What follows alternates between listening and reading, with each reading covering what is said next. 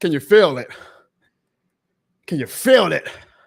Can you smell it, folks? Can you smell it? Because Saints football is back, and literally the regular season is right around the corner. Can you feel it? Because I don't know if I can. Guys, I'm going to be honest with y'all. It doesn't quite feel like that same excitement that we usually have when football season and the fall season is right around the corner like it usually is. Am I wrong? But let me know when I'm telling lies, because it feels like this has been the most despondent, lethargic, overall atmosphere within the Who Dat Nation to start a training camp since the 1990s. Tell me when I'm telling lies. And there's a lot of factors into that. I mean, one, fans can't even go to camp, even if you're in California. Even if you're a California Saints fan, you still can't go to the training camp because, as Mickey Loomis said, there was a logistic issue. But fans in New Orleans and in Metairie and in Kenner and in Baton Rouge can't come see the Saints at training camp. So even when this is a prime time for Saints fans to convince themselves that this is the year that things are going to be different, this is the year that Derek Carr is going to show that he is a Pro Bowl caliber quarterback. This is the year that Dennis Allen is going to show that he is up there with the Chuck nose, like Mickey Loomis said. We can't even go to training camp to swaddle in and drink the Saints Kool-Aid. This is definitely, in my opinion, the most lethargic the Saints have been as a fan base since the 90s, since before Hazlitt came in. That is how it feels overall in the temperature of the Who Dat Nation. Tell me when I'm telling lies. Tell me when I'm telling lies. And nobody is to blame for that but the New Orleans Saints, because when you have 3 straight seasons without making the playoffs, you no longer have that Drew Brees or Sean Payton cloud to hang your hats on that, hey, just as long as we have one of those two, we're going to be good. You got the mediocrity of Dennis Allen. You got the up and down play of Derek Carr, which you get as a despondent fan base. And usually this is the time, folks, I showed this goddamn offseason cycle every year. And it did capture some Saints fans' hype.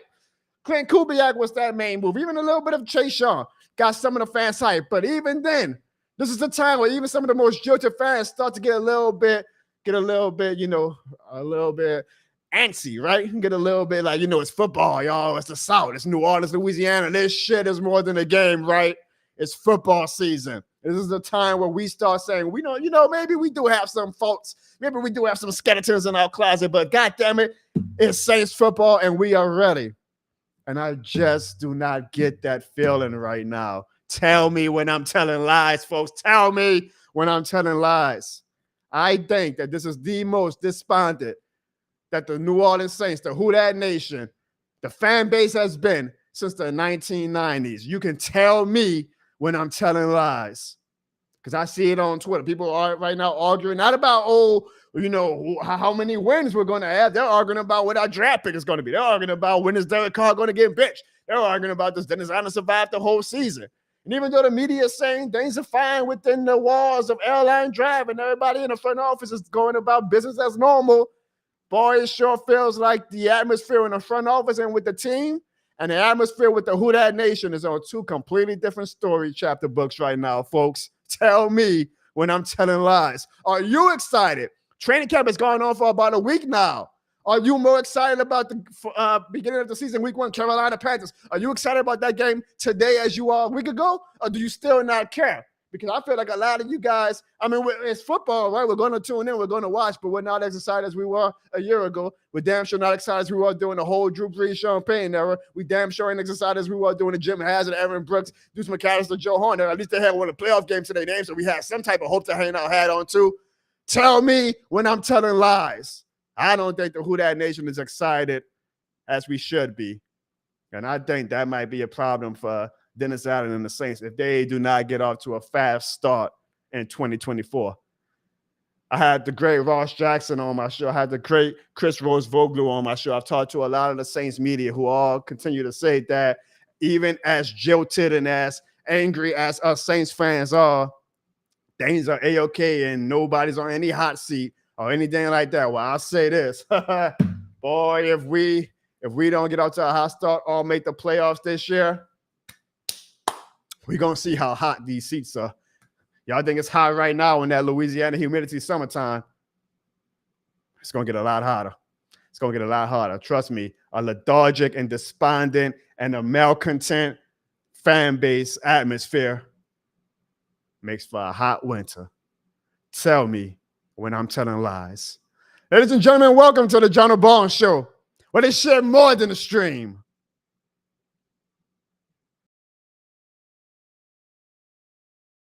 You are now watching the Jono Barnes Show. We're so glad you came. Now sit back, relax, and get ready, 'cause this is more than a game. And y'all know how we got to start off the Jono Barnes Show every single week. We are back after a 2-week hiatus. Y'all, do me a favor. Leave with this shit more in the game in the chat right now so we can start the show off on a good note. Because even though I feel like the fan base is very lethargic right now, it is football season. And so I'm hoping, fingers crossed, I'm hoping that the numbers and the activity starts to pick up, because now I see on my side the diehards of the Jono Barnes Show. There's one diehard already. That's my guy. I'm going to get to him in a little bit. I see the diehards on the side, and I appreciate you guys for rocking with the Jono Barnes Show the long way, this slow and long and honestly painfully boring offseason that the New Orleans Saints and in general the NFL kind of gave us, right? But I'm expecting, especially after next Sunday when the first preseason game occurs, the numbers are going to start picking up, and we're going to start seeing some names that we haven't seen that was not watching the show in March and April and May and June and July, because, of course, it's the dog days of the offseason. Hell, even my damn co-host might actually start showing up after next week. You know, the Ziggies and the Shawns and the Evans, they still do exist. But, of course, it's the dog days of the offseason. So they're like, why bother? We'll just wait till the regular season starts. But you know who is here? You know who's here watching? My guy, Tadra. My dude, Hurricane Mike. My dude, Devin the Dude. My girl, Dana. All of the diehards. Numbers don't lie. Always on Twitter telling me how great Derek Carr is. All of my diehards are in the chat right now because they say off season, regular season, any season. This shit is more than a game, and I appreciate the head of all you guys, and I appreciate for sure, the biggest this shit more than the game soldier on the front lines throughout this whole offseason. I'm talking about my guy, Brute Saint, who comes every single week with the donations, which really helps the show, because I promise you guys, every donation, every super chat that we get, I say we right now, it's really just me, because Ziggy and them ain't show up to working forever. I turn it around and I invest right back in the show. We are going to have some fun, no matter what the temperature of the Who Dat Nation is right now, no matter what the regular season brings us, wins or losses, we are going to have some fun on the Jono Barnes Show, especially starting next Sunday with that first preseason game, y'all. Y'all already know. Because no matter what, whether I have high expectations for the Saints or whether I have low expectations for the Saints, this shit is more than a game, and I'm ready to brain it. Today, I actually kind of woke up with a little bit of juice. I'm like, man, I only got what? This week, and then next week is like my last 2 weeks of the off-season portion of the show before the Saints play a preseason game next Sunday, and then it's all systems go, folks. After that, all systems go. Like, football will be back. I mean, not back because preseason is preseason, but you know what I'm saying. Like, then, you know, we got the 3 preseason games to carry us over. It's basically the appetizer until we get to the main course in September and that week 1 game against the Carolina Panthers. And then after that, woo! It's on and popping. Whether we are a good year or a bad year. I mean, we have a bad year, then maybe it brings the end of the Dennis Allen era. Maybe it brings the end of Derek Carr's time as NFL quarterback. If we have a good year, hell yeah. I mean, I'm still cheering for us to have a good year, right? But it's officially time. Like, though, I see a light. I'm not talking about Stone Cold Steve Austin. I see a light at the end of the tunnel. It is called the NFL regular season. And we are going to let the world know no matter what, including our own damn front office, apparently. And this shit is more than a game. And Bruce saying, I appreciate you, my man. I wish Ziggy would actually show up for work sometime so I can have the air horns. But let's put you to damn this shit more than the air horns on our heads right now. You know, boo, boo, boo. Who leaves a $20 super chat. He says, I was really missing the show for the previous couple of weeks, but I'm glad you're here. And right when the Saints are back in training camp pass sounds like something that a baby wears when they're trying to potty train, right? Back training and pass to this shit more than a game. I am glad to be back too, guys. I appreciate all of you guys who I guess patiently waited for the return of the Jono Barnes Show. Like I said 2 weeks ago at the end of my show, I was going to be gone for the past 2 weeks because of some work obligations and because I went to the MLB All-Star game, which I'm sure if you guys are true to the Jono Barnes channel and not new to the Jono Barnes channel, you saw my vlog on that, and that video is the reason why I keep Evan Barnes around. So Evan Barnes is probably going to join the show again probably in late August, and he's going to come with his Cowboys bullshit. You guys are probably going to say, why does this guy continue to have his stupid ass little brother on the show talking all that Cowboys junk? But all I say is that if you go direct yourself to that MLB All-Star vlog that I did, and you see the seats that Evan got me for that game, that, folks, is why I keep Evan Barnes on the show. But yeah, y'all, we were gone the past 2 weeks. I had some things to do, but I'm back, y'all. I'm back, and looking at my calendar, it's not that busy of a calendar, obviously, but I actually think that this last 2 weeks were the last 2 weeks that I'm going to miss. Congratulations if you're a huge Jono Barnes fan, like my guy, Bruce Saint, so this is good news for everybody who really rocks with the show. I think that was the last 2 weeks I'm going to miss for the rest of the year. And I think you guys, I don't want to don't quote me on this, but I'm pretty sure for the rest of the year, every single week, you guys are going to have the Jono Barnes show going forward. Because like I say, training camp is here. Preseason is right around the corner. The regular season is just a few weeks away. You guys have the This Shit More Than the Game show and the Jono Barnes show every single week moving forward. Hell, you might even get my damn co-host like Ziggy in order to actually show their faces now that the regular season is right around the corner. So that is the good news for you guys. Don't quote me on that because, sometimes life happens. I can't guarantee it, but I am pretty sure that from here on out, every week, especially on Tuesdays, every single week, you guys will have the Jono Barnes show. Now, I actually did have to think ahead because I don't know if you guys know, but I will be in Kansas City. My wife's credit card went through. Hell yeah. Caught her slacking. My wife's credit card went through, and I will be in Kansas City for that Monday night game, which means I probably will not be able to do a Jono Barnes show that following Tuesday. But I promise you all this, during the regular season, for sure, you will get a Jono Barnes show every week, mainly on Tuesday, but there might be some special weeks due to traveling and commitments and whatnot that I'm going to have to do it like on a Wednesday, maybe even a Thursday or something like that. But I promise you guys are going to get the Jono Barnes show in some capacity every single week moving forward. We even have some good ideas coming up where we might do some live game. I haven't done this in a while, but maybe we'll actually watch a regular season game live together. I don't know how you guys feel about that, but I think that would be pretty damn cool to watch a game together, and you guys can get my reaction in real time. And me and Ziggy are even thinking about doing some live post-game shows this year, like literally after the clock says 0-0-0 on the scoreboard, Ziggy and I will go live on a Sunday afternoon and hear what you guys got to say in real time while that passion is really developing, while we are either super heated after a loss or super energized after a win. All that is to say that, guys, we have some fun things planned, and I appreciate you guys' patience while I was gone for the past 2 weeks. But I was putting some videos on my YouTube, so hopefully you guys saw that, some shorts and whatnot to keep you guys. I try my best, y'all, to keep y'all fed even when I can't do a live show every week.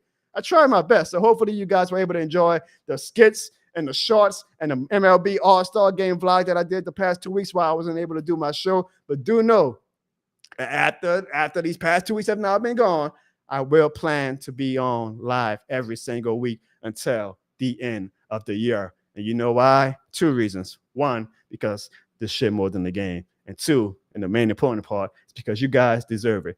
Especially you, Bruce, saying thank you so much, my guy, for that goddamn super chat every damn show. So, I don't know, Bruce. So you might want to have to save it for the regular season, man, because that's when the super chats are really going to be needed, because the passion and the numbers are going to be probably crazy. So that's when you might want to save that money. But I appreciate you, Bruce, saying you are this shit more than the game certified. Oh, man. But it has been a long 2 weeks, guys, and there's a lot to talk about because there's some things that have been on my mind. I'm doing this show solo tonight, so I'm going to try to keep up with the comments while trying to do, the topics of the show. I even see an old face. Look at my guy, the Chronicles of the Black Hole. I wonder how he feels about his Raiders coming up. But he brings up a good point because this is the title of the show. And this is the main thing I want to talk about for our main topic tonight. He already has made his opinion felt when he says ESPN is trash. They just, I think he started typing backwards. This crap is why their ratings are right. He's out of drunk. He's trying to talk in Morse code. Hey, look at that, y'all. My mama, who's on vacation right now in Alabama with my lovely auntie and uncle and my great dad. She says, good to have the Jono Barnes show back in New Orleans. Need your excitement. And she's saying that from Alabama, y'all. So shout out to the moms. Y'all give Mama Barnes a round of applause in the chat if you can. Yes, Tidra. I need to learn how to pronounce it. How you pronounce it, Tidra? The skits are back, and let me tell y'all, the skits that y'all really waiting for, I'm pretty sure, are the Saints. Y'all keep saying skits, but like I'm pretty sure because my wife has her camera ready because she already has our marriage therapist on line one because she's like, I think it's about to be that point of the year where my husband asks a goddamn plum ass. So you're probably going to see a lot more documentary footage of what I put my wife through, or as I say, what my wife puts me through these next few months. We're going to have a good time on this channel, y'all. I promise you guys, we are going to have a good time on this channel. I don't know if my mom is still watching because she's on vacation, but the great Bruce Saint mama is leaving you a round of applause. But y'all, there is one question that I have for you guys. Well, there's multiple questions, but here's the main topic I wanted to talk about tonight. And last week, I was browsing through ESPN, right? And I saw the power rankings. And I'm not like a huge power ranking guy. I mean, the power rankings are what they are, right? Power rankings are what they are. I got you, Tedra. But I saw something and I can be considered, I don't know, it depends on the topic because I've been on Twitter long enough now. I have a big enough platform where some Saints fans think that I'm like an ass kisser for the organization. And some Saints fans think that I am just the most pessimistic fan. You build a big enough of an audience, you're going to have people who think that you're either the most optimistic guy in the world, you're the most pessimistic guy in the world. You're the best super fan in the world. They think that you're not a real fan. As I like to say, you're not a real fan. I always say, shit, the Saints got my real money for the past 20 plus years. I'm a fan, homie. But I saw power rankings, and granted, y'all know how I feel, right? I am not very optimistic about the Saints this season. I'm just not. I had Eric McCoy on my show, the great Eric McCoy. Congratulations to Eric McCoy, by the way, y'all, who just had his first baby with his beautiful wife. Let's give Eric McCoy a round of applause. Great guy. And another sad thing, unfortunately, is that one of his dogs passed away. We actually talked about his love for his dogs when he came to my house this offseason. So kind of been probably a wide array of emotions for Eric McCoy with the birth of his brand new kid. Also the loss of one of his companions and his dog. So that's just in general, send our prayers to the this shit more than the game Mount Rushmore guy that is Eric McCoy. But Eric McCoy came on my show. And I say one thing I'm gonna do no matter what is I'm gonna keep it G. I'm gonna keep it 100. I'm not gonna sacrifice my pride, I guess, or swaddle my tongue or kiss butt to the New Orleans Saints organization as a whole for access or to try to get future players on the show. I'm going to keep it real because keeping it real has got me to this point right now. So I feel like if I continue to keep it real, then I'm going to get more Saints players, more Pelicans players, more celebrities, public figures, whatever you want to call it in general. So I'm going to keep it real. So, and I even told Eric McCoy to his face, I ain't say, y'all going to suck next year, but I was like, yo, I'm a Jota fan and I need to see it before I believe that y'all can do it. And McCoy kept it 100% real with me. He said, we know that the fans are Jota. Well, he didn't know what Jota means, but when I told him what it meant, he said, we know that the fans are a little bit mad and frustrated with how we've been the past few years. And we know that we got to go out there and prove it. He said, we can say it 1,000 times till we're blue in the face, but until we go out there and prove it, we know that we're not going to convince anybody until we go out there and show it. And that's the same goddamn understanding and mindset I have. Until Dennis Allen and Derek Carr and those guys show me go 3-1 to start the season. Go 3-2. Go 4-3 or something. Like just show me that, we actually have a competitive team that we actually are going to fight for a playoff spot. Then I will give you guys your flowers. But until then, I'm just going to continue to go with the fact that I think you guys are going to be mediocre as long as we have this goddamn Dennis Allen cloud over my head. With that said, folks, I saw the ESPN power rankings. And maybe sometimes it's a thing of, hey, us Saints fans can talk shit about our team, but nobody else can. Sometimes I feel like that. Like I see other people talking shit about the Saints, and I'm like, I get mad, even though I'm probably been one of the main Saints shit talkers for the past 4 or 5 months. But I don't even think this is me being biased. I saw ESPN's power rankings, and folks, let me know if I'm wrong.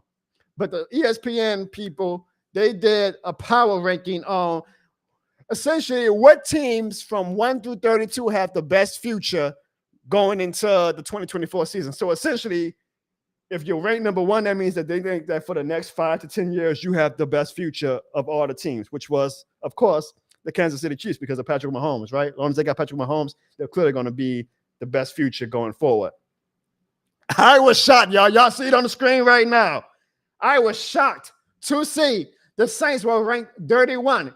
Y'all, this means that the ESPN analysts think that the Saints of all 32 teams have the worst future. They only think that one team has a worse future than us. Now, I am a jilted fan. I am a pessimistic fan.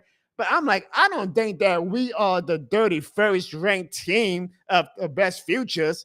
I don't think we're that hard up. I mean, I feel like it's easier said than done, but God, we won. I mean, I hate to sound like Ziggy. But we won 9 games last year, y'all. Like, God damn, the Carolina Panthers, we're not even the worst team in our division. The Carolina Panthers, and they gave up multiple first-round draft picks for Bryce Young. And Bryce Young didn't show anything. So how do the Saints have a worse future than the Carolina Panthers with a quarterback who hasn't even – at least Derek Carr showed flashes in Las Vegas, right? Like, how are we the 31st ranked team when it comes to the best futures or, in our case, the worst future? And if you look closer, y'all, they ranked coaching 31 of 32, which, I'm sure most of the fans are going to agree with that. I mean, we did this earlier when USA Today ranked Dennis Allen as the worst coach, and everybody seemed to agree with that. So I ain't going to even go into that. But they ranked the Saints front office, y'all, as the worst front office in the NFL. You see the number 32? There's only 32 teams, y'all. There ain't 33 teams in the NFL. There's 32 teams. They ranked the Saints front office as the worst front office in the NFL. I have been extremely critical. It's been crucial how critical I've been. But I have been extremely critical of Mickey Loomis. I've been extremely critical of Dennis Lucia. I've been extremely critical of Dennis Allen. I've been extremely critical of Gail Benson and all those guys, right? You cannot tell me that the Saints are the worst front office in the NFL. We're not even the worst front office in our division. The Panthers are, if you ask me. The Panthers ain't done shit with that front office. At least Mickey Loomis has a Super Bowl to his name. I know this is the NFL, right? So this is a what have you done for me lately league. So tell me, guys, am I being biased? Tell me, am I being biased, y'all? There is absolutely no way that the Saints are the 32nd ranked front office in the NFL. And I know fans are so pissed off right now because I posted this, y'all, on social media. I posted about it, right? And of course, it was met with a lot of polarizing opinions from both sides, from the optimistic fan side and from the pessimistic fan side. And because of the past 3 years, there's a lot of fans that were like, well, hell yeah, we're the worst front office because we signed Derek Carr or whatever. I'm like, I don't know about that, but whatever. Every fan has their right to feel how they want to feel. I just know that I cheer for a front office that's done it before, right? Like, we've gone to 3 NFC championships with Mickey Loomis. He's the head honcho of the front office, all right? So we got to count that. We've gone to 3 NFC championships with Mickey Loomis at the helm. We've won a Super Bowl. We should have won 2. We won 2 Super Bowls with Mickey Loomis at the helm.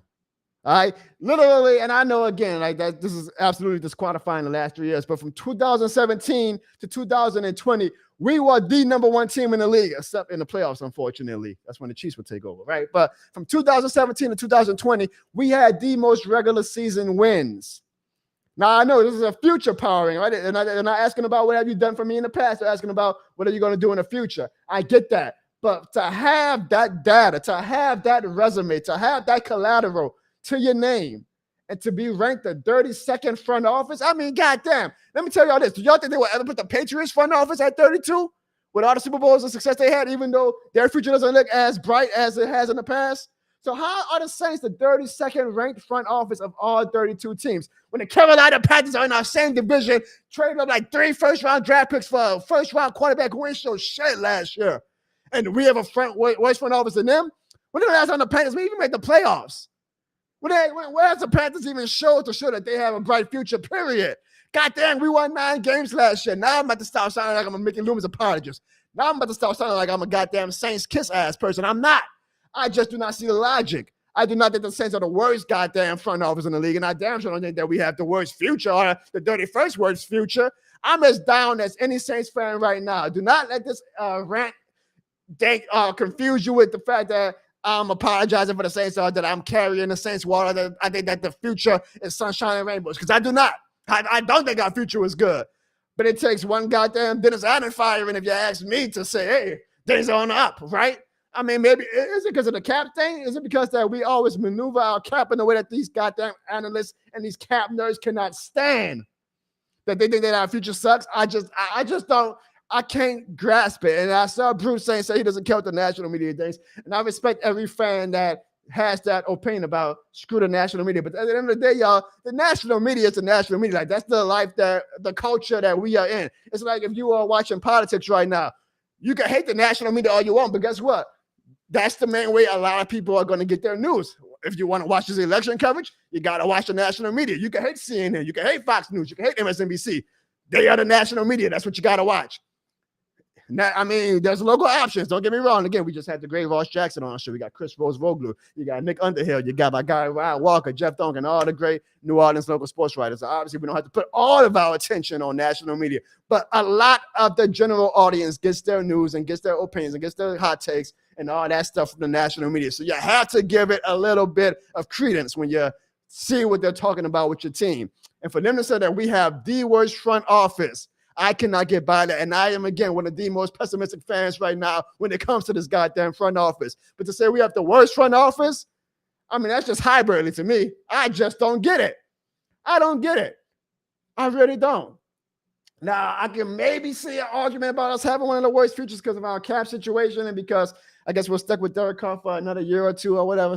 I guess I think there's a lot of other teams that I feel like we're in a better position than. That's not to say that that makes things great for us. I'm just saying that I don't think we're the 31st worst future team in the NFL. But I could be being biased. Like, even as jilted or as pessimistic as I am, some might say, Jonathan, at the end of the day, you're Mr. This shit more than the game. And as discouraged as you can be about your team, that this shit more than the game and you is always going to be too strong that you're not going to be able to see the forest from the trees. I think that's how you say it. I gotta ask my wife. So maybe I'm being biased. Maybe this is just bias creeping up on me. Because I mean, even today I saw the running back rankings on Madden and Alvin Kamara. And we talked about this 2 weeks ago with Chris Rose-Voglu. Alvin Kamara was not a top 10 running back in Madden. And I said I might be in denial. I might be biased, but I still believe in my heart of hearts that Alvin Kamara is a top 10 running back. And there was some fans saying, nah, you're being biased. Like, the data doesn't show it, which is fine. I mean, as pessimistic as I am, I can admit that, hey, I still probably have a little bit of bias when it comes to this goddamn team because, goddamn it, this shit is more than the game. But to say that we have the worst front office of all 32 teams, to say that we have the 31st ranked future of all 32 teams, I'm not even that low on the New Orleans Saints. So I asked you guys, and I'm sure you guys have been saying in the chat right now, so I'm going to catch up. But am I being overreactionary? Does ESPN have a point? Are we, in fact, the 31st ranked team right now when it comes to futures in the NFL? Or do you guys think that ESPN is for the shit? Or maybe there's a middle ground, right? Like, I believe you put us in a bottom 25, and I will not argue. I feel like we're probably in that 20 to 30 range, right? Like, we're not rock bottom when it comes to the worst future and the worst front office, but we're also damn sure not in the top. I'm not acting like we should be in the top 15, y'all. Don't get me twisted.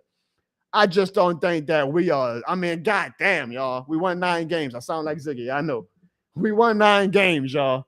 I just don't see how they feel like we are that far off. So let me know what you guys think, all right? Let me know what you guys think. Let me catch up to some of the comments right now while I was ranting and rambling and seeing. My dude Tedros says that the national media has a perpetual hatred for us. I do think that, I don't want to say perpetual hatred, but it's funny because even when we were winning, like, they were always still in their feelings about how we were maneuvering the cap. And maybe they didn't like the way we were doing it because maybe they felt like we were gaming the system when it comes to the cap. But I don't know. Hurricane Mike made it simple when he says he hates ESPN. My guy Slim Salt says, I stopped watching ES Punks a long time ago. Jerry G says, you must mean ES Pukes. So I guess we have some clever rebranding of ESPN going on in the chat right now. Like I mentioned earlier, my guy Bruce Saint says, hot take. He doesn't really care what the national media says about us. We need to work on our own shit, which is respectable. But you also have, well, you don't have to, but like I said, the national media is national, right? So you kind of got to, well, at least on my end, I like to see what national people outside of that New Orleans and Louisiana bubble is saying about the New Orleans Saints. Bruce Saint also says, if this was 2020 and the media did this, then I would feel some type of way. I agree. Like, if this was 2020, I'd be like, what the hell, y'all? Like, I mean, we know Drew Brees is retiring, but have y'all seen what we've done the past 3 or 4 years? But I still feel like as bad or as uneventful as the past I guess 3 years now have gone to say that we have the worst front office. I feel like that's a little bit of a stretch. Pammy Whammy, my girl Pammy. What's up, Pammy? Pammy says, well, damn, we the worst in everything. Let them tell. Yeah, like, and I was focusing on the coaching rankings in the front office, but look at this, y'all. Like, they have our quarterback ranked 22nd, which is fair, actually. I mean, for Derek Carr, that's actually fair. They have our roster ranked 22nd. And they got Derek Carr ranked 28. So, I mean, like, we graded bottom 5 in 3 of the 4 categories. Good Lord have mercy. They really think we're going to be, I mean, if you go by this, you should be excited, to be honest, because that means that we should have a top 5 pick coming into 2025. Like, if we have a bottom 5 front office, not even about, if we have the worst front office, if we have the second to worst coach in the NFL, if we have a bottom 5 quarterback, and if our roster overall is barely top 25, ladies and gentlemen, that means ESPN is saying that the New Orleans Saints are going to have a top 5 pick in the 2025 NFL draft. So maybe we should be excited about that, right? So ask yourself this, y'all. Going into this season, do you guys think that the Saints are going to have a top 5 pick into 2025? Because that's exactly what ESPN is saying.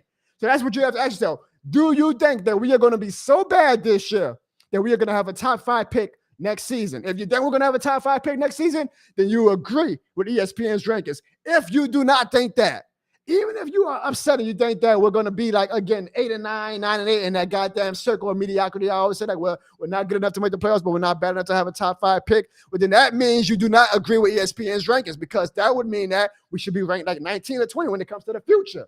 But going by that ranking, ESPN is saying that we are going to be a bottom 5 team going into 2024 and going into the future.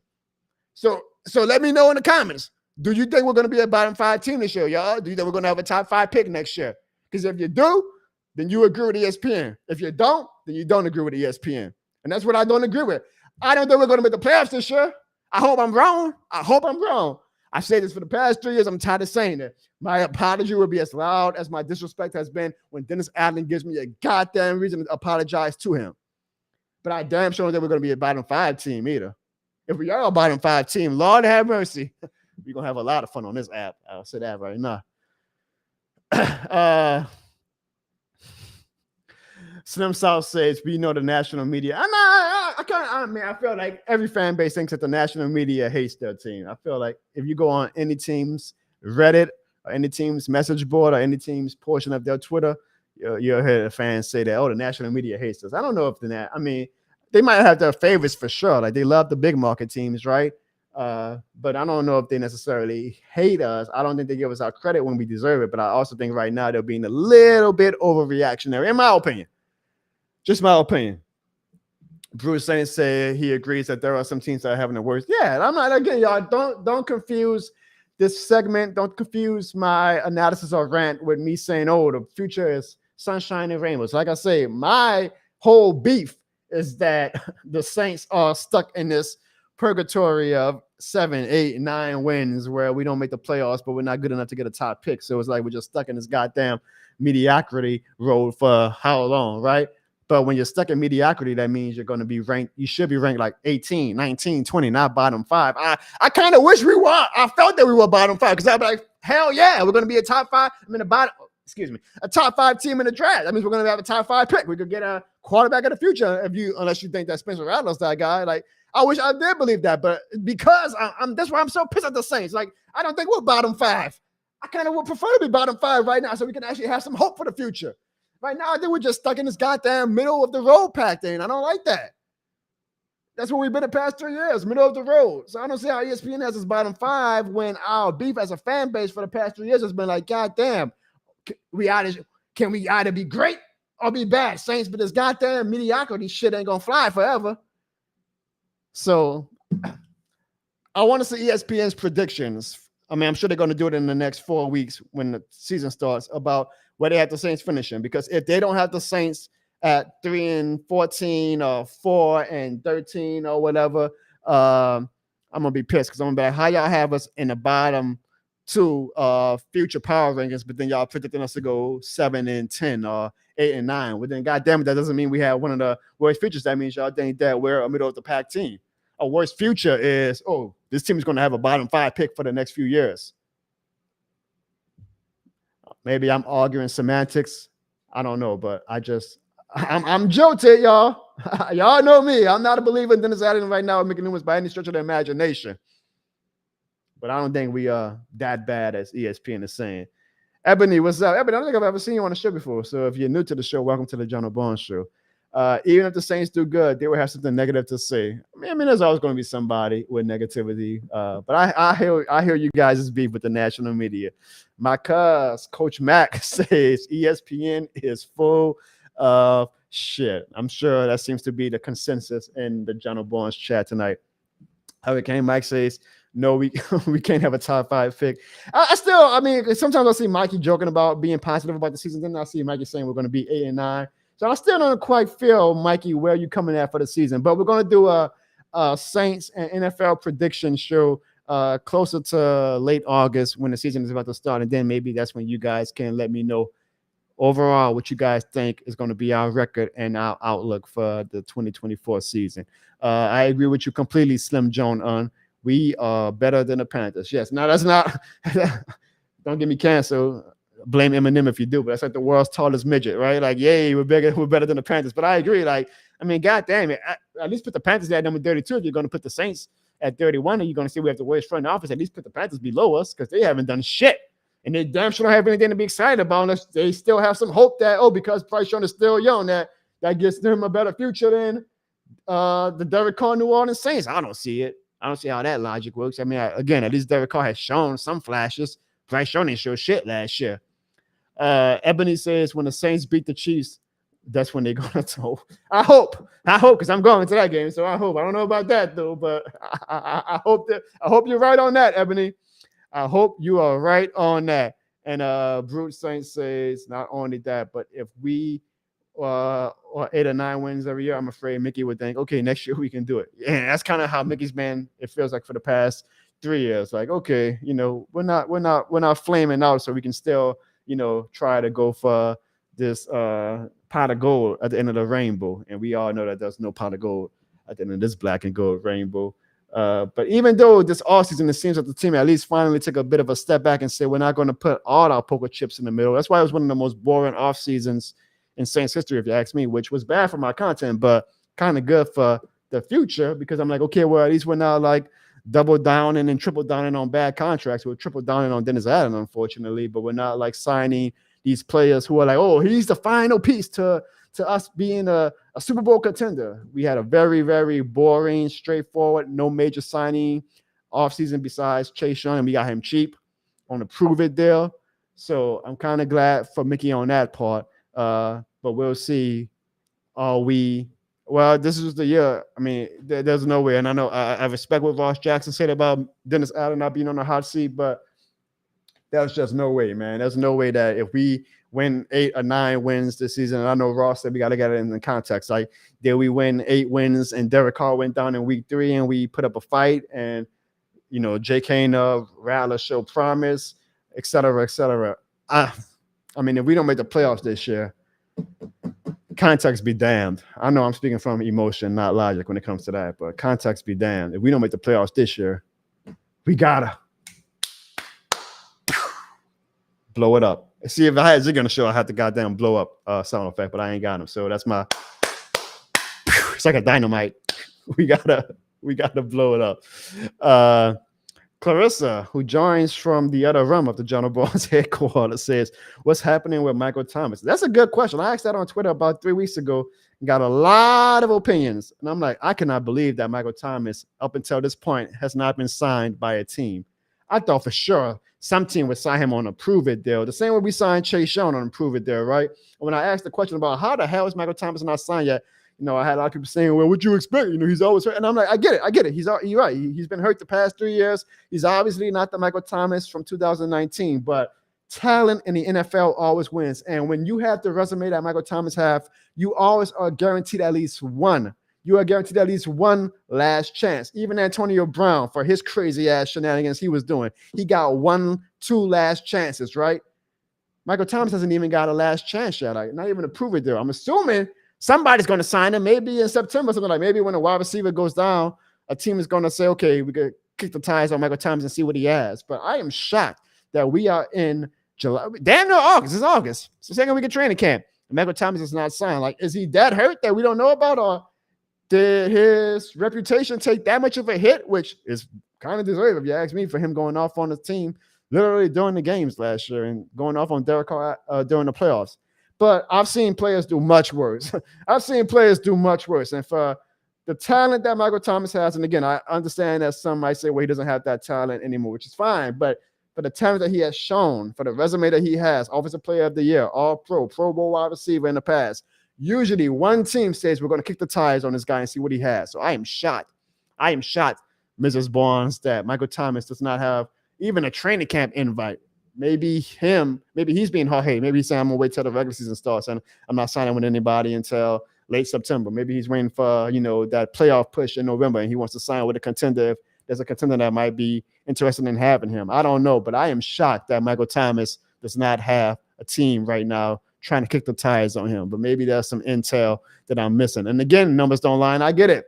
Yes, he does not have the greatest resume of the past 4 years. But again, I've seen much, much worse players do things on and off the field and have gotten at least a training camp invite. Okay, I'm not saying if you sign Michael Thomas right now, you're going to get 2019 Michael Thomas. I know that ship has sailed. What I'm saying is I have seen in my 30-plus years of watching NFL football, any and every single player who has ever worked with them at any point of their career get a second or a third shot. Michael Thomas hasn't even got a first shot. He hasn't even got his second shot yet. Like, I thought for sure somebody shit the Falcons just to make us mad. We said we're going to sign Michael Thomas and just see what he has left. He might get cut after preseason, but they were at least going to give him a shot. So I am shocked that Michael Thomas did not get a training camp invite. But again, maybe there's some things going down behind the scenes that I don't know about. What up, Aaron? I haven't seen you in a while, my dude. What's up? Welcome to the show. You better still be subscribed to the Jono Barnes channel too. And if you're not subscribed, y'all, we only ask of you to do one favor for us. Hey fans, hit the subscribe button in 3 seconds to make this Falcons fan sad.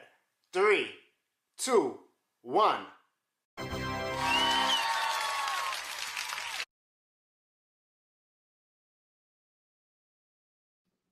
Now, folks, before we get into our next topic, as always on the Jono Barnes Show, I want to give a special thanks to the people who leave donations or super chats on the show.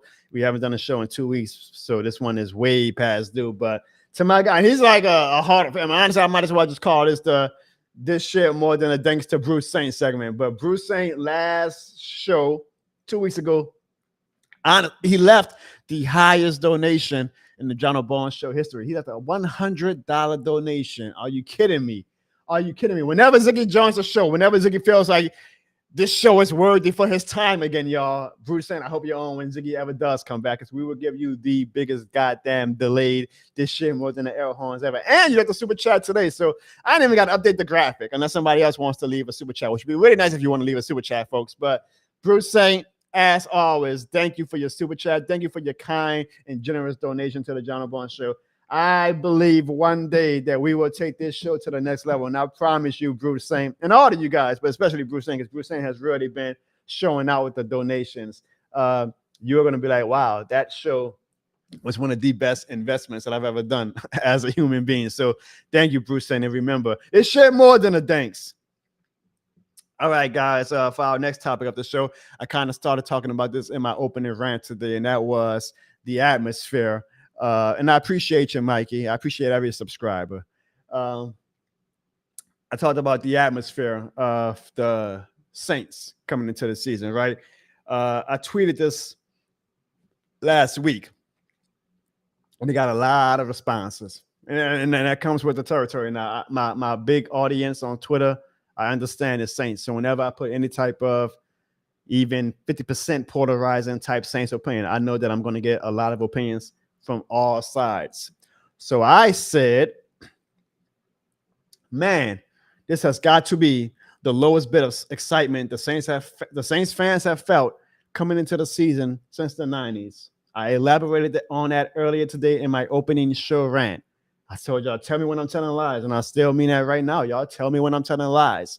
And maybe y'all disagree with me, but I feel like this has been the lowest bit of excitement the Saints fans have felt coming into the season since the 90s, because in the early 2000s, we had Jim Haslett, right? And Jim Haslett started off with a goddamn playoff win. So as sour as things went after that playoff win, we always still at least was like, man, but Jim Haslett showed us that he can win the playoff game. So we had that excitement going for us. We had the excitement of, oh man, this is going to be the year that Aaron Brooks gets it together. We got time with Deuce McAllister and Joe Hahn. We're going to get it together.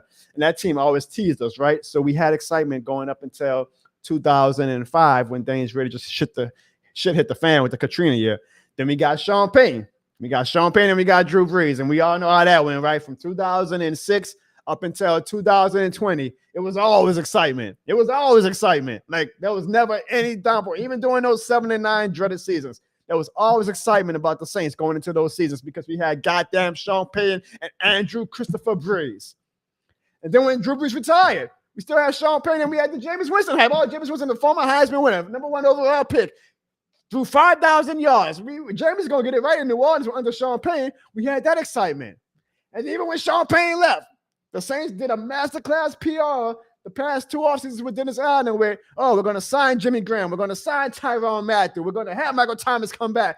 Dennis Allen is going to be the guy, continuity. Everything's going to be A-okay. Dennis Allen has been with the New Orleans Saints for the past 8 years. Everything's going to be A-okay with Sean Payton and Drew Brees gone. The hype was still there. The excitement was still there. We were all excited. You will be a goddamn bold-faced lie if you come in this chat right now and say you are not excited the day that we signed Derek Carr. We were all excited last year. Then we saw that, oh, Derek Carr's the same Derek Carr that he was in the Raiders, and maybe we were getting a little bit ahead of ourselves with our black and gold glasses. But we were all excited about Derek Carr last year.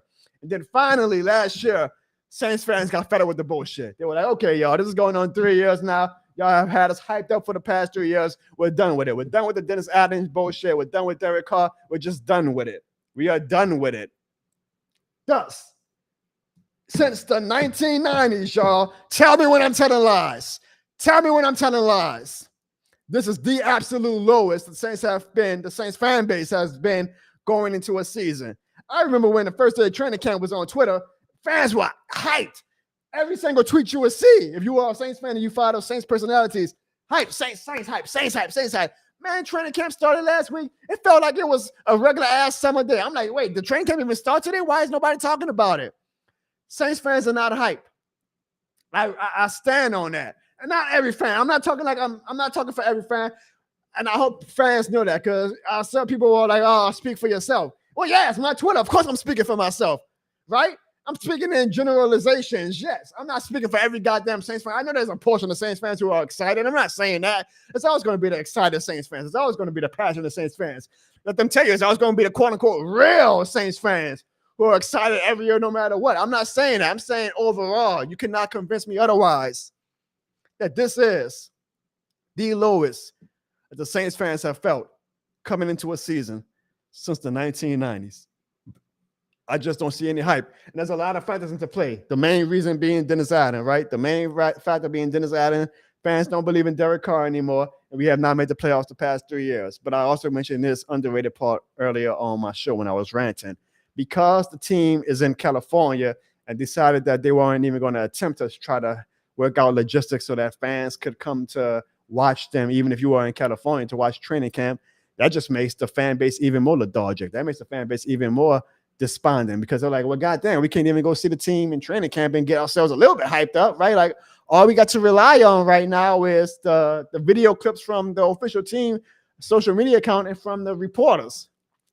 Hell, I was on Twitter today and everybody's fighting now because the clips that one of the reporters was Trevor Penning getting beat on one rep, and now everybody's arguing about Trevor Penning's future, and then they're arguing about is Spencer Rattler the guy because some stupid ass aggregator account showed one good clip of Rattler throwing the pass to Olave, and everybody's like, oh, he's the future, he's the future. And Nick Underhill was like, oh, y'all might want to slow down. Rattler hasn't been having that great of a camp. Hell, Jake Haynes is having a better camp than Rattler. Now everybody's getting mad at Nick Underhill, like, oh, no, you can't tell us what to do.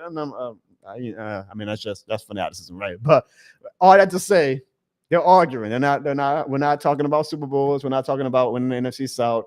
We're not talking about division banners. We are talking about how bad we're going to be, who needs to be the future. So again, I say, y'all, since the 1990s, I don't think there's been this low of excitement for Saints fans since the 1990s. Somebody might say I'm wrong. They had a lot of people like Bruce saying, look at that. Y'all say I had 105 responses. So trust me, y'all, it wasn't 105 responses agreeing with me.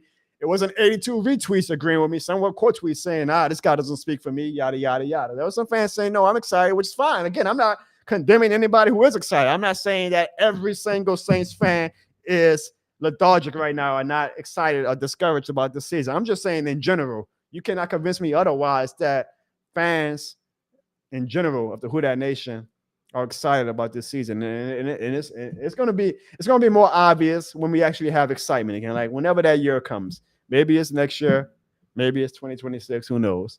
But when we actually have real excitement and real hope again, you're gonna look back on the year like 2024, coming into this training camp and being like, God damn, y'all remember those? They're gonna call it the dog days, right? Especially the newer fans right now, the ones who wasn't there for the Mike Dicker days and the Billy Joe Todder, the Billy Joe quarterback carousel days.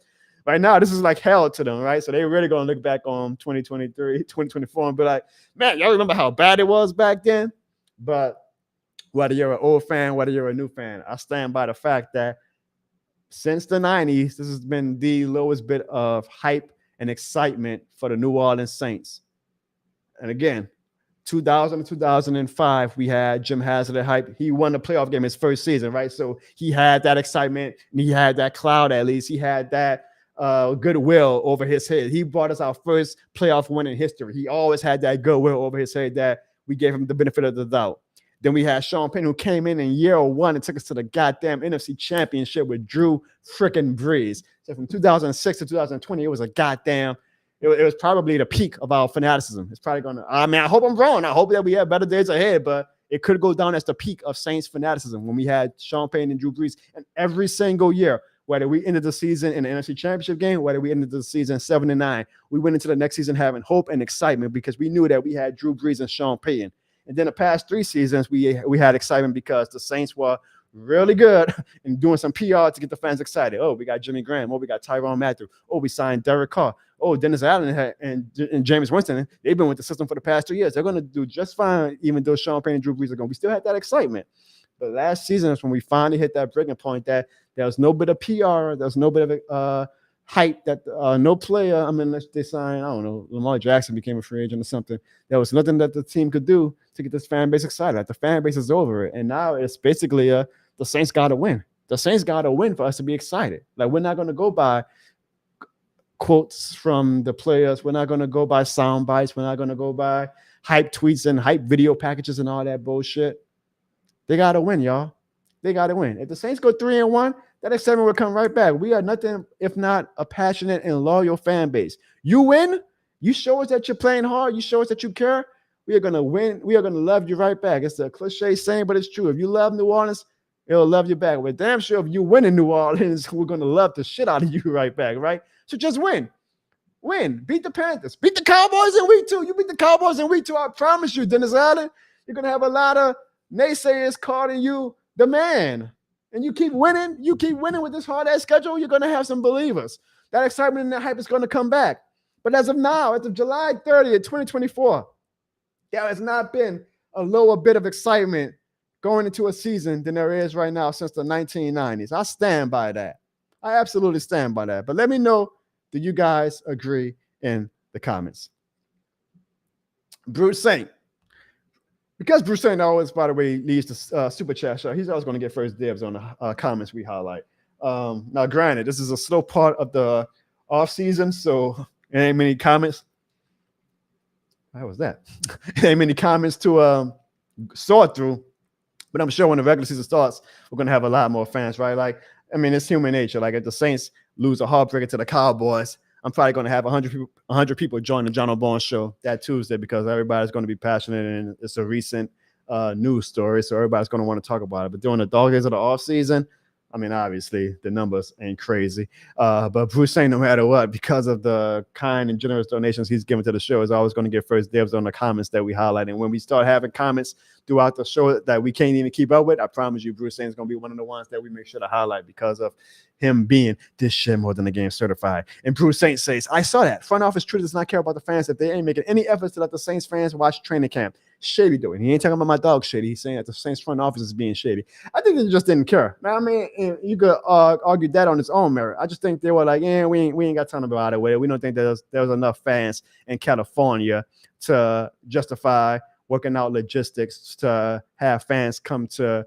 training camp, because I feel like they probably were thinking, this is them thinking, not me, oh, we're only going to get maybe 50 fans if we work out these logistics to have fans come to training camp. And they were like, is that going to be worth the hours and the time dedicated to working out these logistics just for 50 fans to come? And then those numbers will probably dwindle, because even when they have training camp in Metairie, like the first day of training camp, the first weekend, you get like thousands of fans, right? And then as every day passes, those numbers go down because of, people got work, people got things to do. People already saw them the first day. They didn't want to come every day.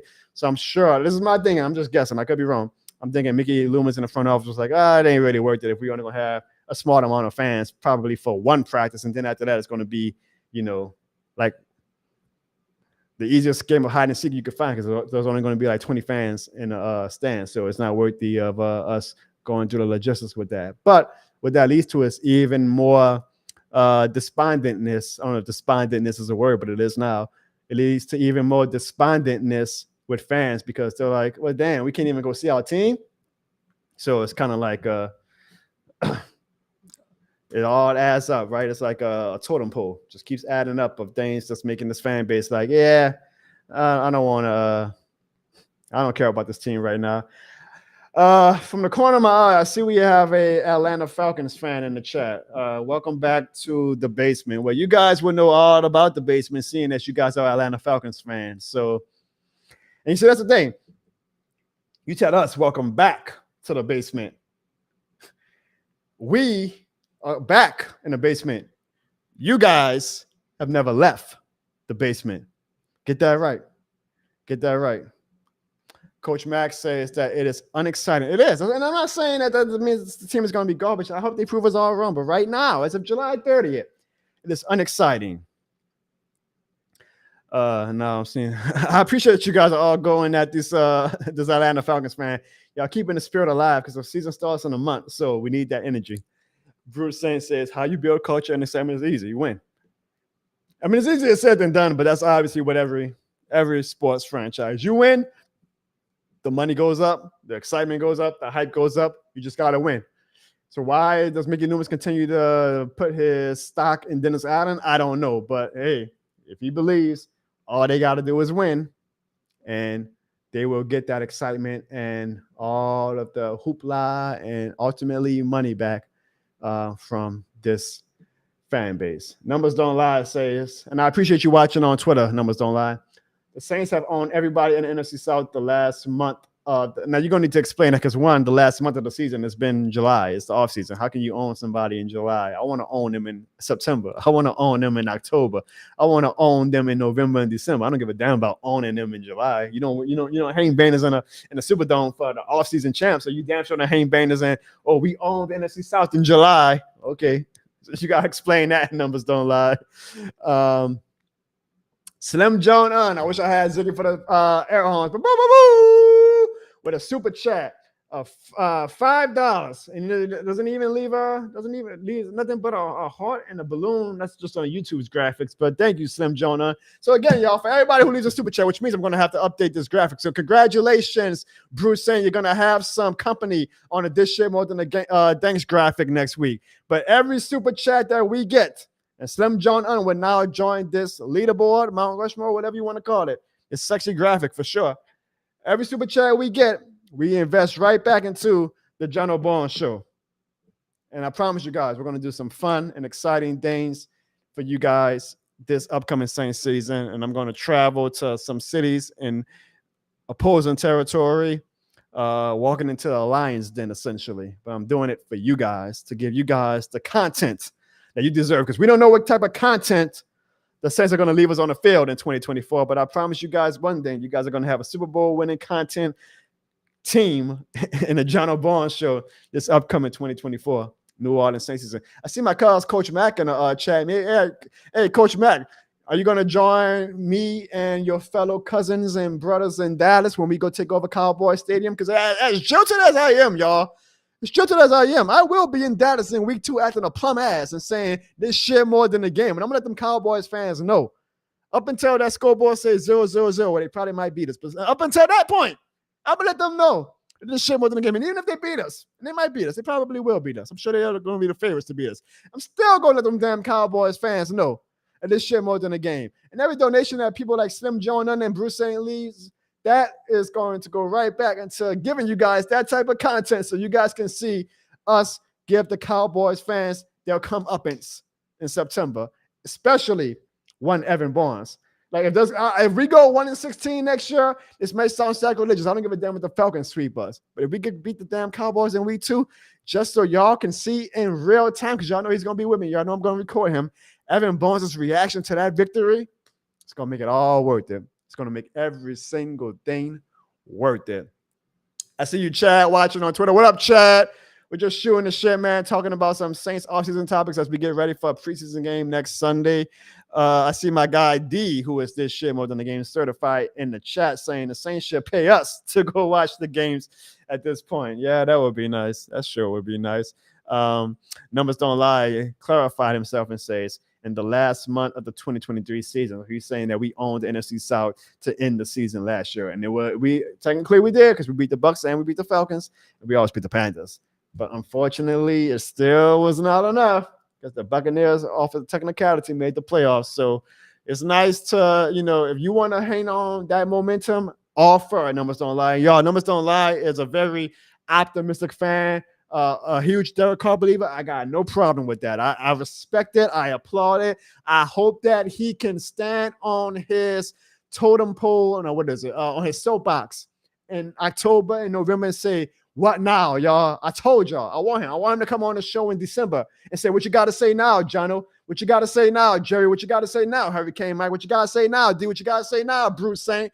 I want him to talk all his shit about how he believed and he knew that Derek Carr was going to lead the Saints to prominence. I want him to be right. I hope you are right. Numbers don't lie. I hope you are right. I love your passion. I love your optimism. It's needed. It's absolutely needed. I'm never going to tell a fan how they should feel because I'm pessimistic. Does not mean that I want everybody else to be pessimistic. You can feel exactly how you feel. You can think that I'm full of shit. You can think that I'm too pessimistic, that it's A-okay. That's what makes this life go around. That's what makes the world beautiful. We can all have a difference of opinions, but as long as we all respect each other, as long as we all keep this shit more than the game energy, I'm all for every single opinion in the Who Dat Nation. We're going to see, though, guys. The temperature may be low now, but I've said this the past 3 years. As long as we win, everything can be A-okay, and you'll get even the most joke to the fans like me saying, Dennis Allen, Derek Carr, I'm sorry, and I'm excited. Y'all, let's take a word from one of our sponsors. That sponsor being me, because no goddamn sponsor still wants to sponsor the Jono Barnes Show. And then we'll get to our final topic. No matter what, we all know that this shit more than a game, and now you can wear it with pride. Visit www.jonobarnes.com or thisshitmorethanagame.com and buy your This Shit More Than a Game shirt now for the low price of $28.03. You can buy it in black and gold, purple and gold, white and blue, red and navy blue, all types of colors. We've got you covered here on the Jono Barnes Show. So visit www.jonobarnes.com or thisshitmorethanagame.com and buy your This Shit More Than a Game shirt now and let the world know, folks, this shit more than a game. Here's a gift just for you for being a fan. Are you going to a sports game or a concert or any major event? Well, buy your tickets from SeatGeek and use the promo code JONO at checkout, and you can receive $20 off your purchase over $50. That's $20 off your purchase. What are you waiting for? You know this shit more than a game, man. And before you guys, we get to the last topic of the show, because the Saints season is very rapidly approaching us and the NFL season is rapidly approaching us, we told you guys this last season, and we're definitely going to keep true to what we said. We always do our picks, or we at least pick some of the sexy games of the week on the Jono Barnes Show during the regular season. And we always say we want to have the fans really pick against the experts. I use that term extremely loosely, going into each week. So this year we decided that we were going to have an actual pick'em league, folks, and I am happy to announce that league is officially open. So what I'm going to do, y'all, if you are watching this on YouTube, please, right now, if you're in the chat, see the link that I am posting right now. You can join that link. I just put the link in the chat. The group ID number is right there, number 2312, and the password is Jono, all lowercase. If you want to join the Jono Barnes Show Pick'em for the 2024 season, you can. And you can make picks against me, against Evan, against Ziggy, and against Sean, and against the whole This Shit More Than a Game community. And whoever has the best record at the end of the 2024 season will get a This Shit More Than a Game t-shirt. Sounds like a deal, huh? Sounds like a head of a deal to me. So, again, the link is now in the chat, and I will also post this link in the description of this video and on my YouTube channel's community section. And I will have the group ID and password right there ready for you guys. But if you click on the link right now, if you're watching live, the group ID is 2312 and the password is Jono. If you want to join literally right now and enter into the 2024 pick'em season, that means you're going to have to make your weekly NFL picks every single week of this season. And whoever has the highest score, basically whoever predicts the most wins of all the NFL games in the 2024 season, can win a Jono Barnes shirt, can win one of these tank tops. It'll be your choice, whichever one you want to win. But you got to join the Pick'em League. And hey, even if you don't win, you can at least have bragging rights over, maybe you might have better picks than Sean or Ziggy or damn sure Evan. So again, guys, if you are in the YouTube chat right now, and I will again post this after the show for anybody who's watching after the show in the description of the video, and I will also post it in my YouTube community chat or whatever it's called. But if you are interested in joining the Jono Barnes Show Pick'em League and making your weekly NFL picks against me and Ziggy and Sean and Evan, you can join the league right now. The group ID is 2312. The password is Jono. Join, pick against me, pick against the rest of my co-hosts, and we'll see at the end of the season who has the best picks of the 2024 NFL season. And somebody can win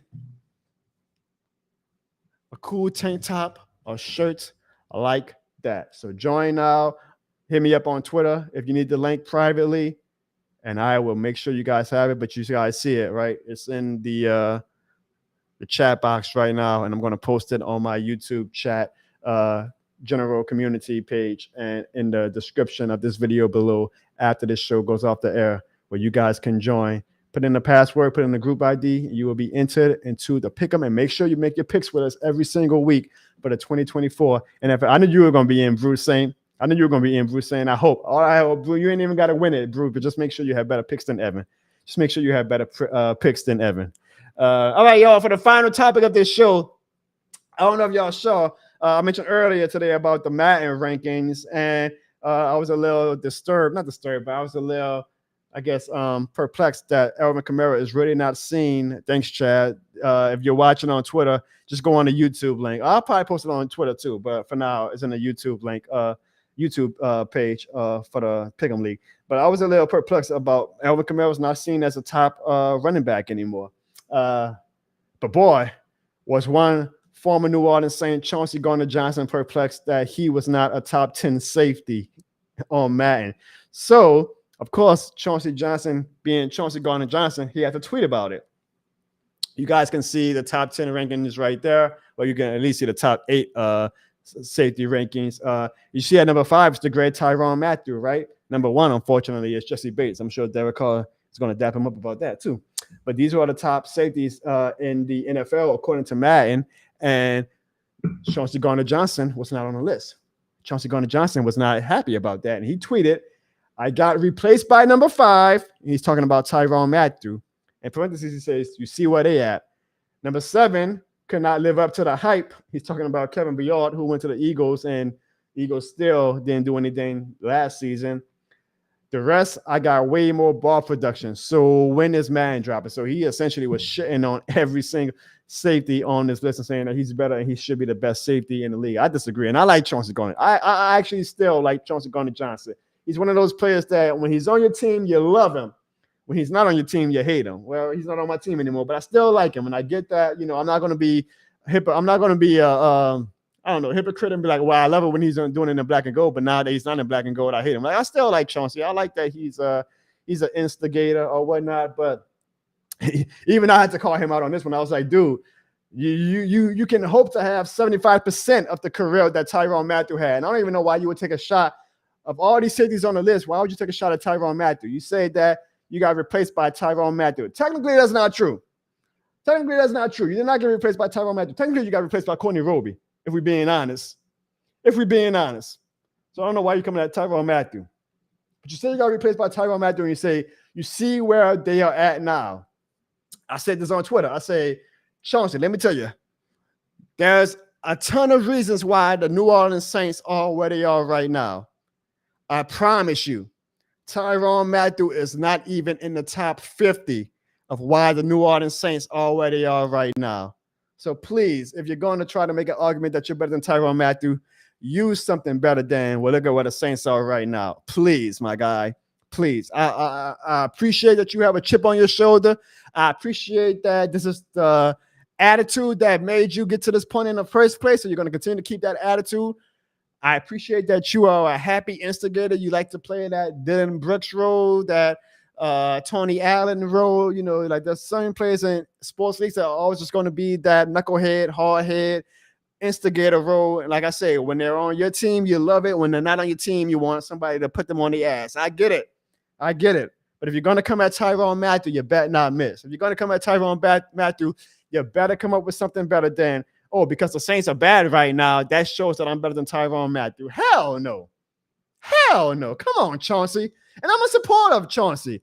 I think the trade was bad. Yes, the Eagles in 2021 or 2022, they took the Saints to the bone shed, bent us over, and did us dry. Like they killed Howie. What's his name? Howie Roseman or whatever for the Eagles GM. Man, he made Mickey Loomis his son in 2022 with these goddamn trades that they did with us.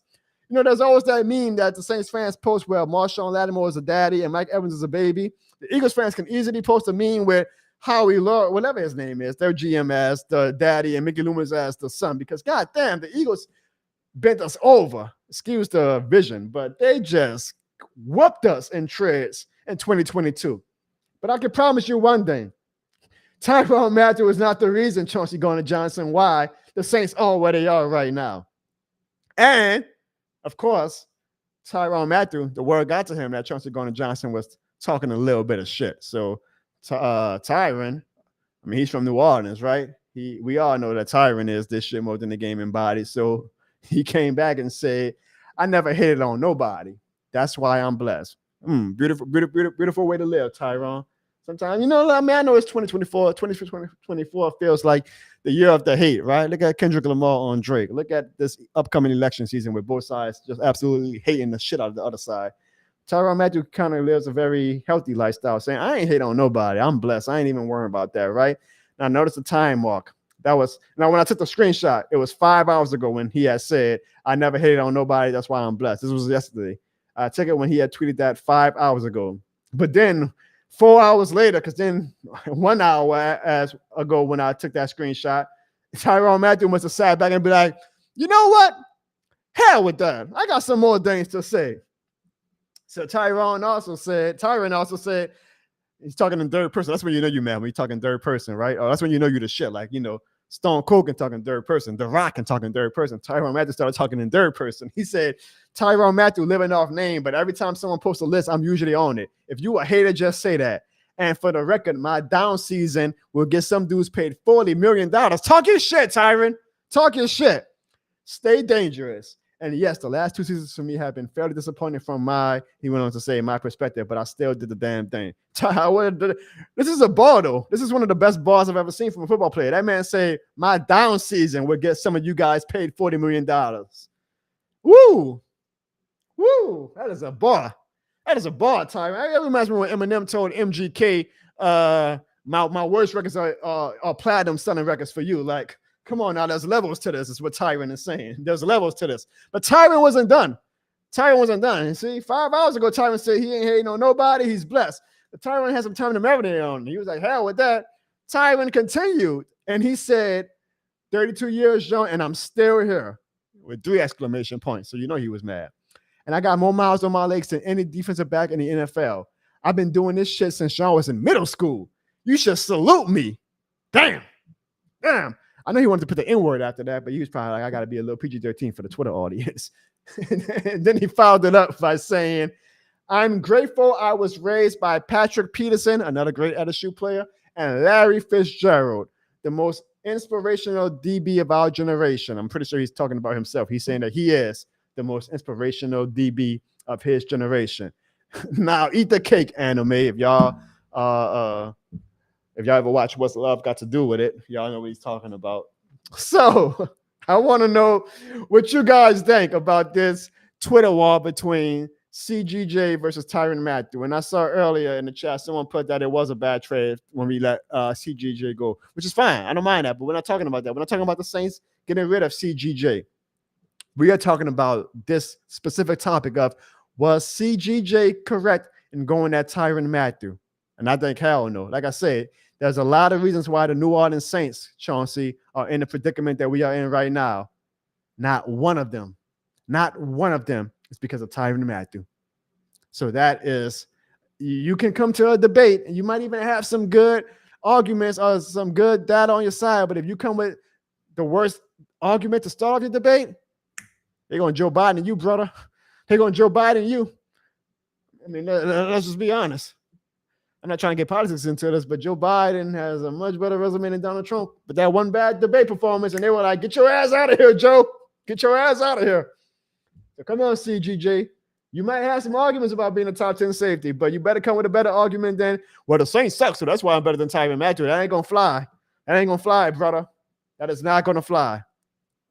So, and again, I'm not a CGJ hater because he's gone now. I still applaud him. I think he's entertaining, right? I'm a guy who loves the entertainment of the football game, of sports in general. I love the, excuse the language, I love the fuckery. Like, I like the players who bring the fuckery. Like, you need that in sports, right? It can all be quiet boys. You need some players who about the shenanigans. I appreciate that Chauncey Gardner-Johnson is about them shenanigans, but in this instance, I can't ride with you on that, homie.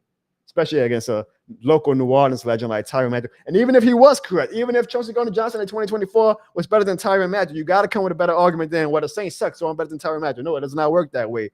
Because one, Tyrann Mathieu, even if you want to count this as his down seasons, is still a damn good player. He is still a damn good player. Like Tyrann said, this, you could call these probably the last 2 years maybe the worst of his career. And that would probably get somebody paid $40 million because even at the worst of his career, he's still a top damn safety. I use that argument with Eminem. People are saying right now, oh, Eminem ain't what he used to be. I said, well, you know what? In 2024, Eminem is still at his bottom, better than 98% of the rappers. That's what Tyrann is saying to Chauncey. I might be at my bottom right now compared to what I used to do, but I'm still better than 98% of you guys. So you better come at me correct if you're going to come at me, Chauncey. I'm all for what Tyrann say. I'm glad that Tyrann didn't just leave it at the goddamn, I had no hate. Tyrann was like, you know what, hell with that. He probably had a lunch, probably took a nice little nap, probably was tossing and turning like, I can't believe this guy said that about me. I'm from New Orleans, Louisiana. I'm a Purple Knight. I'm an LSU Tiger. Hell with that. I'm from NOLA. And he let him have it. He let him have it.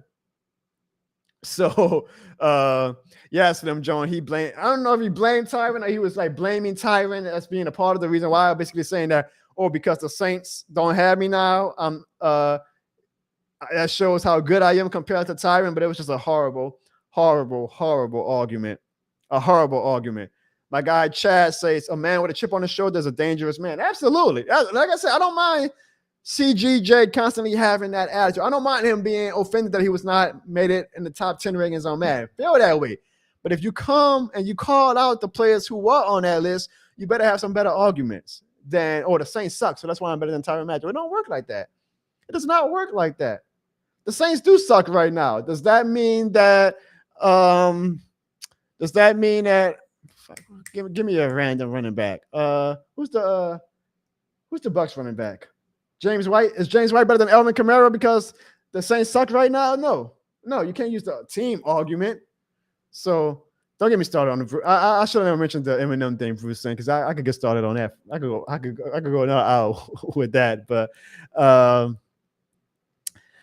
the Badger is a champion. He is a champion. He may not be a champion with the Saints because of Dennis Allen, but he is a champion always. And I'm with you, Tyrann Mathieu, man. Talk your shit. Tell them people put some respect on your name. Again, that was one of the best bars from a football player I ever saw. Maybe you heard the Eminem song before he posted it, but he said his down season will get some dudes paid $40 million. You got to be a hell of a player when your down season is what 75% of players wish they can have for their peak season. Always remember that. That's what I feel about a lot of the things in life that I'm fans of. Like, I stand a few things. I stand Eminem, like I just mentioned. I stand Stone Cold Steve Austin. I stand, y'all know me, if y'all new to the true to the Jono Barnes Show, y'all know I'm a big Saints fan, right? I always say this about the Simpsons, right? The Simpsons, when they first started, man, was, in my opinion, the best television of all time, right? And when you have those peak of peaks, when you have those high of highs, when you come down a little bit, because your peak was so good, because your peak was so elite, it's seen as a downgrade when even you might just be good or solid. Like Tyrann Mathieu, somebody said he's just solid right now, which isn't an insult. Like, okay, he's solid, but his peak was so good that him being solid could be seen as an insult because he used to be a beast, or he used to be amazing, but now he's just solid. But you know what? Tyrann Mathieu, when he's just solid, is still better than 95% of you players out there. I love that ball, Tyrann. The Simpsons right now, people probably say, the Simpsons ain't what they used to be. I tell people this. The Simpsons right now is better than still 75% of the TV shows out there right now. Don't get mad at the Simpsons because when it was at their peak, it was the best television of all time. We all should aspire to be so good at our peak that even when we come down a little bit, even when we're just giving out good performances or side performances, it's seen as a downgrade because our peak was so damn high. Like Bruce Saint said with Eminem. Eminem was just the king of rap in the early 2000s, right? Now that he's got a little wear and tear, he's old, ageism exists in rap and in music. People are like, he's good, but he's not what he used to be. Well, yeah, even when he's just good, he's still better than 90% of you rappers out there. So, Tyrann Mathieu, I understand exactly what you're saying, and you said it perfectly. You win that debate, Tyrann. Even if Chauncey Gardner Johnson was better than you on the field, like he's saying he is, you still want to debate. Now, I disagree. I think Tyrann Mathieu is a way better safety than Chauncey Gardner Johnson. But just from a debate perspective, you win that debate, Tyrann. And I'm not saying that because I'm being a biased Saints fan. I'm just saying you got to come better than that, CGJ. You got to come better than that. So, Mike, that's how I feel about it. Like, I'm not mad at CGJ. If you want to be a chip on your shoulder guy, go ahead. You just got to come with a better argument than that. You got to come with a better argument than that, especially if you come at somebody who is probably going to be a future Hall of Famer, or at least real close to it, like Tyrann Mathieu. So that's all my thoughts on that. I see Canu to you. He says, too many old players to argue about production. Arguing about mid-30 NFL players is kind of whack. Well, unfortunately, Canu to you, my team employs a lot of mid-30 NFL players. So I'm going to have to talk about and argue about these mid-30 NFL players because the team that I cheer for is employing a lot of these mid-30 players. If they employ some younger players, I will argue about those younger players. But I cheer for a team that has mid-30 NFL players, so I'm going to have to talk about those mid-30 NFL players. But he also asked how I feel about the Tipton kid from Yale. Well, going from all the reports from these reporters, he is the camp beast of 2024. Now, every year there's a camp beast, right?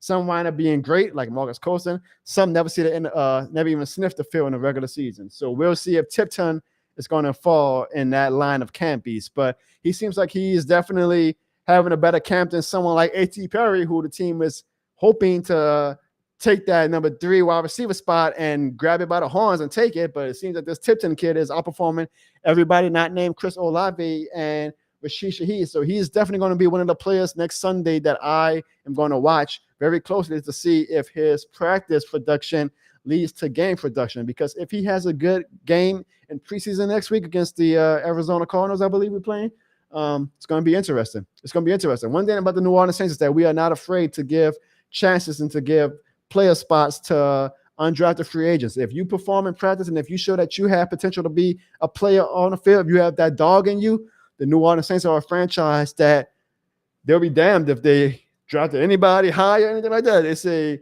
show us that you got it, and you will be on that field. So I'm looking forward to seeing if this Tipton kid, because it seems like every day after the practice is over, the reporters are raving about how good this kid is. So I'm looking forward to seeing how he looks next Sunday in live action. So yeah, I'm assuming next week we'll actually, now that it's going to be about 2 weeks until training camp, really talk about, what's going on in training camp. I guess this was kind of like my last show to talk about the off-season fodder, like, power rankings and, things like that. But I'm sure I'm going to have a lot of topics to be able to talk about next week when it comes to training camp.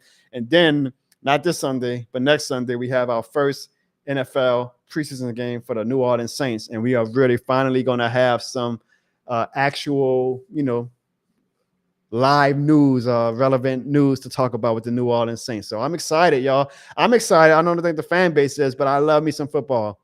So even though I'm not excited about the chances of the New Orleans Saints, I am excited about football being back, New Orleans Saints football being back, and that, now that we're coming into the season, the show, right now we got 13 people watching on YouTube. I appreciate every single one of you guys, by the way, but I'm sure that 13 is going to rise up to like 100 plus come October and November, because it's just human nature, right? Like, you got the diehards, like my guy Bruce saying, like Jerry G, like Mike, Pammy, all of you guys, numbers don't lie, and all y'all. Like, we got the diehards right now that's going to tune in no matter what. But you get those casual fans who are going to only really tune in when the season is going on, when there's actual relevant stuff to talk about. So I'm sure the numbers are really going to go up next week. So not even next week, but probably in 2 weeks. So I'm real excited about that.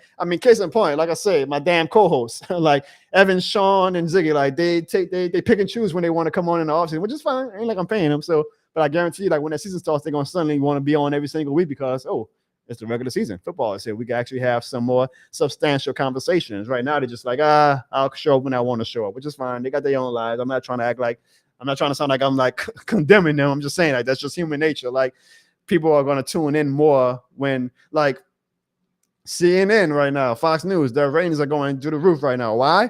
It's election season. When election season is over, those numbers go down because there's nothing relevant really to talk about anymore. Just like football season. Right now, my numbers, 14 people watching. I appreciate it.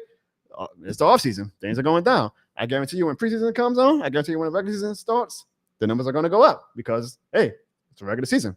There's some substantial information to talk about.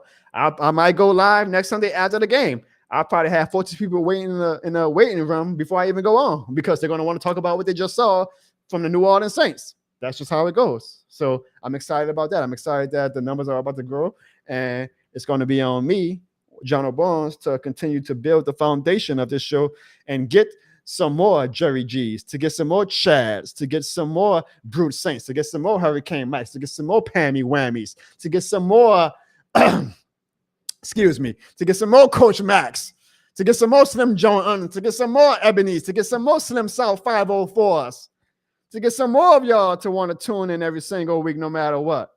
That's how you build a channel. That's how you build a community.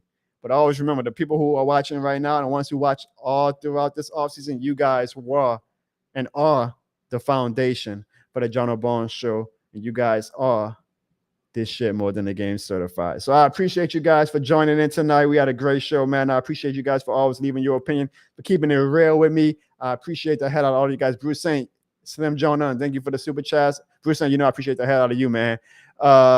Hey, look, y'all, I do appreciate one thing about Evan. Even when he's busy, like, I think he's out and about right now, he still finds his time to kind of poke his face in. I don't know if y'all appreciate that, but Evan still comes and joins every now and then. So I appreciate Evan for joining. This might be, I don't know if this is a threat or this is a promise or what, but he says he will join the show in late August. We're going to do like a big NFL preview show before the season. I'm sure he's going to come with his bullshit, but he will join later this month. And like I said, y'all, I for sure going forward will be on every single week going forward, unless life gets in the way, which I hope shouldn't. Like, I'll still make it work, but I will be on this show every single week now that we're here. Like, I know the regular season isn't another 5 weeks away, but football is back. It's training camp, it's preseason, it's regular season. Like, we're here, and I'm going to be here every step of the way. Mainly on Tuesday nights. There might be some times where traveling or logistics get in the way, and I might have to go on a Wednesday or something because like the Chiefs game on Monday night, I'm not going to be able to fly into my home city the next day and do a show. Like, so I might have to do that show on Wednesday or whatever. But I promise you guys, especially for the regular season, every week you guys will see the Jono Barnes Show at some point, mainly on Tuesday, but there might be a week or two where it might have to be on a Wednesday or a Thursday. We'll go with the flow. If you hit that bell notification, no matter what, though, you will always get notified when I am going live. So make sure if you're subscribed, you hit that bell notification so you can know when we go live. I always try to put the show announcement at least 24 hours in advance so you guys can plan it, because I know one thing, win or lose, we are going to have a lot to talk about this season. Look at that. Evan's already talking shit. I know we're going to have a lot to talk about this season. So make sure you guys are here for the ride. I appreciate every single one of you guys. Yes, Bruce Saint, we are going to do well, here's the thing. We're doing voicemails. I'm definitely opening again. One thing I really appreciate is that my channel and my show has become a show for a lot of people who I guess don't do content or don't have a platform. So I'd like to say I'm the voice for the voiceless. So absolutely, I will open up phone lines this season. I'm still debating, do I want to do it where you can just leave the voicemail and every Tuesday night I play the voicemails, or am I going to do something where I do live voicemails on Tuesday? Maybe even I might do a show Sunday after the game, like literally right after the game, and do live voicemails. I don't know. We're going to kind of play around a little bit this season, see what works, see what doesn't work. But absolutely, we will, in some way or form, there will be voicemails for you guys to talk about your New Orleans Saints. And for us to, I mean, that's the best part of the show, to be honest. Like, that's when the numbers are really going to rise up. Like, I can only talk so much. Like, people want to hear from you guys. And I miss the calls from everybody, man. From Sam from the West Bank. I hope he's doing well. From what was it? Just James. Like, I don't know what Just James is. I miss Just James. I miss T Dirty. Like, I want to hear those guys this season. So whether we do it live this year, we might do it live on Tuesdays, or we might just do it like we did last year. I'll get the number. People can call into the show and leave a voicemail, and we'll replay it. We'll see, but there will be a segment absolutely where you guys are going to be able to talk anything and everything about the New Orleans Saints or whatever that you guys feel. I promise you guys that. That's the best part of the show. That's what I love to. That's one of my favorite things about having a platform, is that I give you guys the chance to have a voice. So absolutely. And also Bruce saying, yes, we should. I want to say we're going to have Ziggy back. Him and Sean kind of doing their own thing with their own little show right now. It has nothing to do with the Saints. I don't know if you guys would be interested. They do like a little relationship topic show. So they kind of focusing in on that. But I'm assuming when the season starts again, Ziggy and Sean, especially Evan, I know Evan going to come back, are going to find time to do the show right now. Right now, I'm just telling them, go do your own thing. It's the off season, you know. I don't pay them, so I'm like, y'all don't got to dedicate that much time to the Jono Barnes Show. But I promise you, I'm pretty sure once the season starts, they're going to be in the front of the line to be on the show. So, and we appreciate for sure Ziggy, because he gives me the software to even do this show. So I appreciate you guys. Thank you, Chad. All your compliments, I promise y'all, always means the world to me. And yes, Jerry, like I say, Tuesday is usually the day we aim for, but there might be some weeks this upcoming season where, because of logistics, like me traveling to Kansas City or whatnot, that I won't be able to go live on Tuesday. But if I don't go live on that Tuesday, I promise you I'll try to do it like that Wednesday, that Thursday. Either way, you guys are going to get the Jono Barnes Show from here on out, unless something happens in my life. Hopefully not. All right? I appreciate you guys. I love you guys. Don't forget, the link is in the chat right now, and the link will be at the bottom of this video after it goes live. After it's published, pre-live or post-live. Join the Jono Barnes Show Pick'em. The group ID is 2312. The password is Jono in all lowercase. And starting in week 1, you can make your picks with me, with that dumbass Evan, with Ziggy and with Sean, and the whole This Shit More Than a Game community. Every single week, you got to be committed to it too, because at the end of the year, whoever has the most wins, whoever predicted the most wins of the NFL games from week 1 to week 18 will get a This Shit More Than a Game shirt, unless I win. If I win, then that means I get my own shirt for free, which go me. So can you guys beat me and Evan and Sean and Ziggy and our picks and our predictions? Join the Yahoo League right now. The link is in the chat. The link will be at the bottom of the description of this video. Join the league and see if you are This Shit More Than the Game certified, and let them know that this shit more than the picks. I'll see you guys next week. Thank you guys. Ladies and gentlemen, football is here, and this shit more than a game. Juno.